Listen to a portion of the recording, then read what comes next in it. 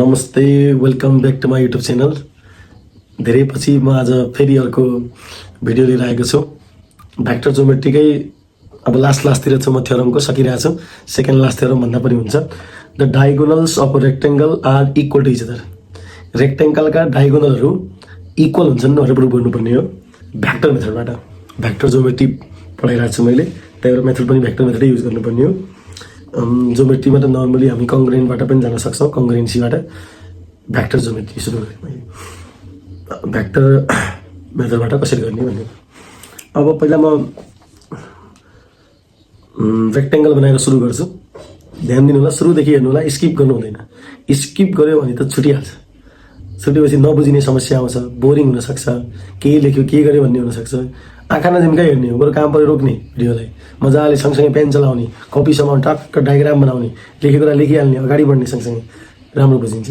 Feedback दिनु होला। Okay, rectangle बनाउँदैछु म।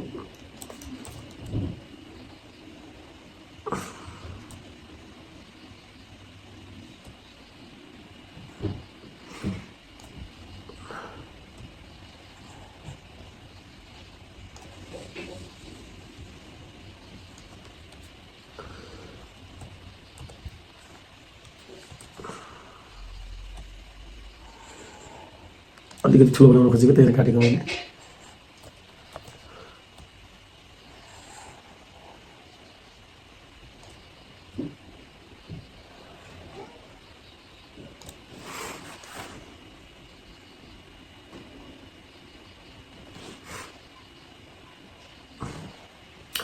ल, अब योमा मैले रेक्टेङ्गलका भर्टिसिसहरूलाई ए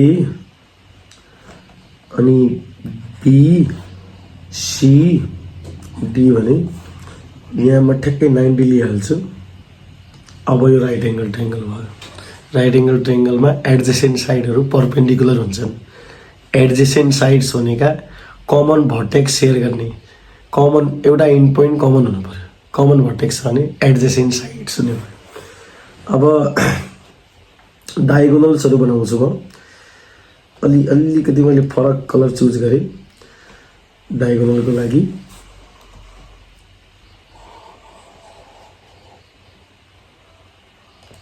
एउटा यो बिडी भन्ने डायगोनल, अर्को एसी भन्ने डायगोनल। अब सोल्युसन सुरु गरेँ मैले। यसको सोल्युसन, यसको प्रुफ भन्दा पनि हुन्छ।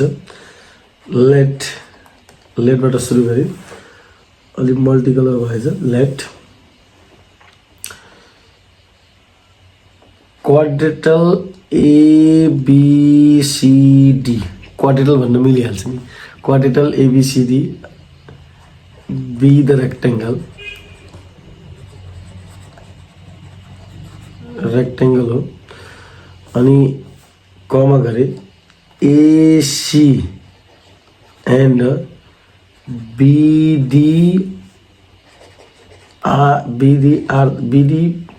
the diagonals. BD be the diagonals. BD be the diagonals. Be the diagonals. अब हामीले टु प्रुभ गर्नुपर्ने, हामीले यहाँ प्रुभ गर्नुपर्ने छ डायगोनल एसी र बिडी इक्वल छन्। म्याग्निट्युडको कुरा भ्याक्टरमा इक्वल हुन सक्दैनन्। एउटा एदेखि तल डाइरेक्सन तल छ, डाइरेक्ट इन्टरसेक्ट गरिरहेछन्, डाइरेक्सनै फरक परिहाल्यो हो नि। एक त तल गइरहेछ, एउटा माथि गइरहेछ। म्याग्निट्युडको कुरा गरेको, म्याग्निट्युड चाहिँ इक्वल हुन्छ अनि देखाउनु छ। अब सुरु गरेँ। In right angle triangle, right angle proof सुरु गरेँ मैले। राइट एङ्गल ट्रायङ्गलमा जानु भएको छु म। इन राइट एङ्गल ट्रायङ्गल एबिसीमा गएँ। अब मैले एबिसी भनिसकेपछि ट्याक्कै यो वाला ट्रायङ्गललाई हेर्नु होला। एबिसी वाला ट्रायङ्गल के छ नि हो, यो ट्रायङ्गललाई हेर्नु होला।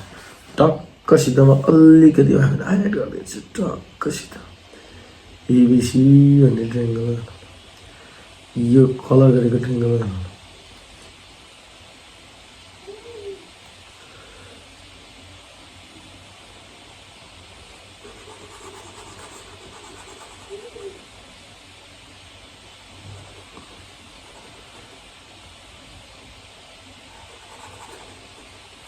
यो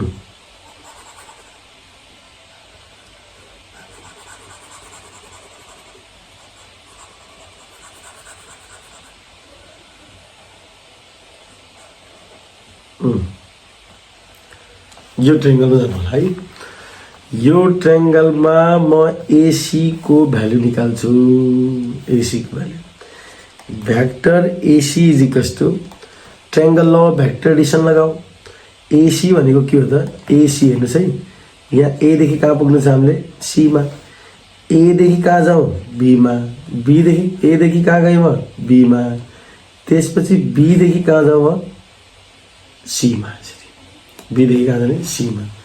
A देखि B मा जाने, B देखि C मा जाने भनेपछि मैले लेखेँ AB vector plus BC vector. कसरी भयो त यो? Triangle law of vector addition. Triangle law of vector addition.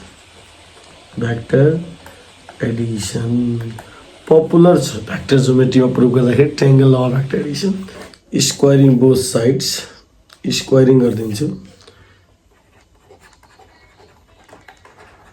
Squaring both sides we get के हो त फेरि यहाँ AC भेक्टरको square is equals to AB vector plus BC भेक्टरको के त स्क्वायर। अब यो AC भेक्टरको स्क्वायरलाई जस्ट AC को स्क्वायर लेख्दा हुन्छ, किनकि स्क्वायरले दिने भनेको हाम्रो स्केलर प्रोडक्ट हो, डट प्रोडक्ट हो। AC भेक्टर इन्टु AC हो भनेपछि भ्याक्टरको भ्याक्टरसित डट प्रोग्राममा रिजल्ट के आउँछ त? डट प्रोग्राम गऱ्यो भने चाहिँ रिजल्ट के आउँछ त? स्केलर आउँछ भनेपछि यहाँ होल स्क्वायर खोलौँ। AB भेक्टरको square plus 2 times AB vector dot BC vector plus BC भेक्टरको के स्क्वायर और AC square is equals to यो क्या है? AB square.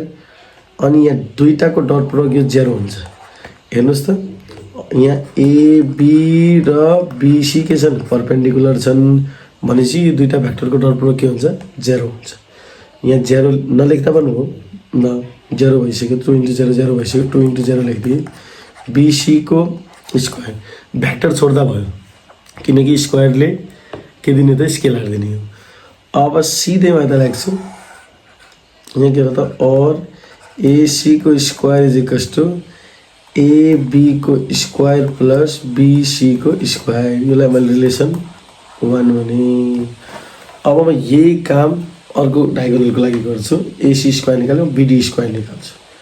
ठ्याक्कै फिगरलाई मात्रै मैले तल लैजान खोजेँ, फिगरलाई मात्रै। ओके,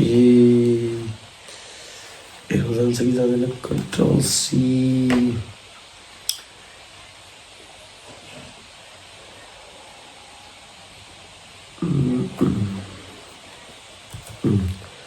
ओके, यस। अब म अर्को ट्रायंगलमा जान्छु। यहाँ मैले सुरु गरेँ लेख्न। अगेन अर्को ट्रायंगल कुन त? यी मैले देखाउँछु। अर्को ट्रायंगललाई अर्को कलरले हाइलाइट गर्न अलिकति अर्कै देखिने हो। म केरेर देखाउँछु सबभन्दा बेस्ट। म केरेर देखाउँछु।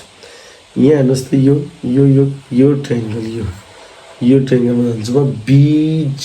BCD मा जान्छु। BCD भन्ने ट्रायंगलमा जान्छु। BCD again in right angle triangle BCD मा डायगोनल BD को यसरी जाउँ, भेक्टर लगाऊ। BD vector is equals to के होला त? BD vector is equals to निकाल्नु पर्यो। ट्रायंगल लगाएपछि यो ट्रायंगलमा लगाएपछि के होला त? BD vector equals to BCD मा BD भेक्टर इक्वल्स टु हुन्छ BC vector plus CD vector हुन्छ। अब BC प्लस CD भयो और BD प्लस के भएको छ? CD भएको छ। अब यसलाई म चेन्ज गरिदिन्छु। BD यो BC भनेको BC भेक्टरलाई हामी AD भेक्टर पनि भन्न सक्छौँ। यसको ठाउँमा मैले लेखिदिएँ AD। अन्त पछि गर्दा पनि हुन्छ हो नि। नगरौँ, बिसीलाई चेन्ज नगरौँ, फरक पर्ने हो। बिसीलाई चेन्ज नगरौँ, बिसीलाई बिसी नै रहन्देऊ। अनि सिडी भनेको के त एबी हो, एबी भेक्टर, किनकि सिडी भेक्टर र सिडी भेक्टर भनेको एबी होइन कि बी हो। अलिकति करेक्सन गर्नुपर्ने भयो। हेर्नुहोस् त डाइरेक्सन म्याटर गर्छ यहाँ। सीदेखि डी जानु भनेको बीदेखि ए जानु हो, त्यही भएर अलिकति फरक पर्यो। बिसी बिसी प्लस सिडी थियो, सिडीको ठाउँमा बिए भेक्टर। अब सिन्स सिडी भेक्टर भन्नु र बिए भेक्टर भन्नु कुरा एउटै हो। अब डायगोनलका अपोजिट साइड इक्वल हुन्छन् र प्यारल पनि हुन्छन्, डाइरेक्सन सेम हुन्छ। प्यारोग्राम हो नि, रेक्टेङ्गल पनि त। ओके, भनेपछि equal vectors are parallel as well, equal vectors are parallel as well. Okay, squaring both sides, squaring both sides we get squaring गर्छौँ। यहाँ के भयो, बिडी भेक्टरको स्क्वायर भयो। अनि यहाँ के भयो, बिसी भेक्टर प्लस बिए भेक्टरको स्क्वायर भयो। और यहाँ क्या आयो, बिडी भेक्टरको बिडी। यसो गर्दा हुन्छ। अब भेक्टर छोडिदियो, स्क्वायर गरौँ। स्क्वायर छ भनेपछि भेक्टर छोड्दा पनि हुन्छ। मैले भनिसकेँ, यो स्केलर प्रोडक्ट हो, डट प्रोडक्ट हो, यसले रिजल्ट दिने भनेको स्केलर हो, त्यही भएर पनि स्केलर प्रोडक्ट भनिया हो। बिसी भेक्टरको square plus 2 B C vector dot B A vector plus B A भेक्टरको स्क्वायर। अब अलिकति तल जान खोजेँ मैले, टक्कसित तल गइहालेँ म। अब यहाँ के छ भनेपछि बिडीको स्क्वायर, बिसीमा पनि एरो छोड्दा हुन्छ। अब बिसी र बिएको पनि डट प्रोडक्ट 0 हुन्छ, 2 × 0 भयो, प्लस बीएमा पनि एरो छोड्दा हो। और बीडी को स्क्वायर इक्वल्स टू बीसी को स्क्वायर प्लस, अब बीए को स्क्वायर भन्नु र एबी को स्क्वायर भन्ने एउटै कुरा हो। भेक्टर भए पो फरक पर्छ, स्क्वायरमा त फरक परेन हो नि। स्क्वायर किन चाहियो, बीए भन्नु बीदेखि ए को डिस्टेन्स हो, एबी भन्नु एदेखि बी को डिस्टेन्स हो, एउटै हो। एबी को स्क्वायर लेखिदिए। यसलाई मैले भने रिलेसन टू, यो 0 हुनुको रिजन के हो त, अघि जस्तै एबी को छ त परपेन्डिकुलर छ बीसीसित। अब 1 र 2 भन्ने इक्वेसनलाई म एकै ठाउँमा राख्छु। 1 र 2 भन्ने इक्वेसनलाई एकै ठाउँमा राख्छु म। यहाँ यो 1 भन्ने इक्वेसनलाई म पिक गरिहाल्छु, यहाँबाट टक्कसित लगेर जान्छु, यहाँबाट म लगेर जान्छु। कन्ट्रोल सी, तल पेस्ट गरौँ। यहाँ मैले देखाउनको लागि मात्रै पेस्ट गरेँ, कन्ट्रोल बी। अब एकदमै राम्रोसित हेर्ने, हामीले के देख्यौँ भनेपछि from equation 1, from equation I and double I, हेर्नको लागि मात्रै मैले यहाँ लेखेँ है। यो यसलाई माथिबाट पिक गरेर लगाएको, आई एन्ड डबल आई। अनि डबल आईमा के छ त, डबल आई हेर्नुहोस् त, डबल आईमा के छ, एकदमै इम्पोर्टेन्ट हेर्नुहोस् त। डबल आईमा के छ, एसी को स्क्वायर जति आएछ बीडी को स्क्वायर पनि त्यति आएछ। Cancelling square from both side, AC equals to के आयो त बीडी। द्याट इज के भन्नु, डायगोनल। हामीले के देखाउनु पर्ने छ, diagonals of rectangle are equal, diagonals of a rectangle are equal. यो के भयो त, प्रुभड, पिआरओभी प्रुभ भयो। डायगोनल्स अफ रेक्टेङ्गल के हुने भयो त, इक्वल हुने भयो। अब एकछिन सुरुदेखि मजासित हेर्नु होला, सजिलो छ यसको प्रुफ, मोर देन इजी हो। इक्वेसन 1 सम्म थाहा पाउनु हो भने चाहिँ इक्वेसन 2 एकदमै सिमिलरली हो। अहिले मैले युट्युबमा राखिरहेको हुनाले यसलाई गरेर देखाएको हो, नत्र यो त सिमिलरली भनेर छोड्दा पनि हुन्छ। एक्जाममा चाहिँ प्रुभ गर्नुपर्छ, ध्यान दिनु होला। 4 मार्क्सको आउँछ, ग्रुप डीमा देखा पर्ने क्वेसन हो, 10 क्लासको भ्याक्टर ज्योमेट्रीबाट। Okay, thank you.